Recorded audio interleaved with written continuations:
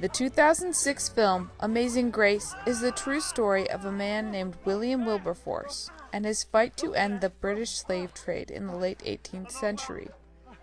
Wilberforce was a British Member of Parliament whose legal policies and dogged commitment to justice changed the course of British history. You're Prime Minister. It is my ministerial duty to let you in. Gentlemen, would you stop the music? The story begins in 1782, and the British slave trade is in full swing. People across the world are being subjected to forced labor, physical punishment, and degradation at the hands of the colonial British Empire. Most of this is made possible by the fact that slavery is legal in Britain and its colonies at this time. What's he doing up there? Ladies and gentlemen, this is a slave ship, the Madagascar. It has just returned from the Indies, where it delivered 200 men, women, and children to Jamaica. When it left Africa, there were 600 on board. The rest died of disease or despair.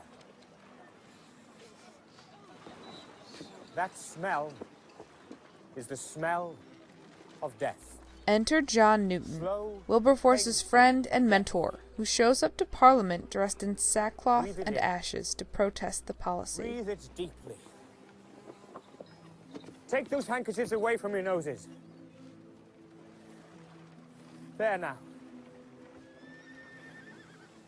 Remember Newton and his smell. antics eventually persuade Wilberforce to take up the fight, and he spends 20 years passing small bits of legislation that weaken the institution of slavery before delivering the final blow of abolition.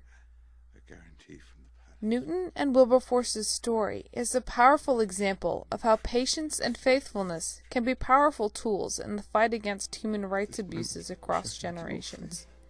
In times of great injustices such as slavery, resentment and righteous anger can trigger violent uprisings. No more excuses now, Wilbur.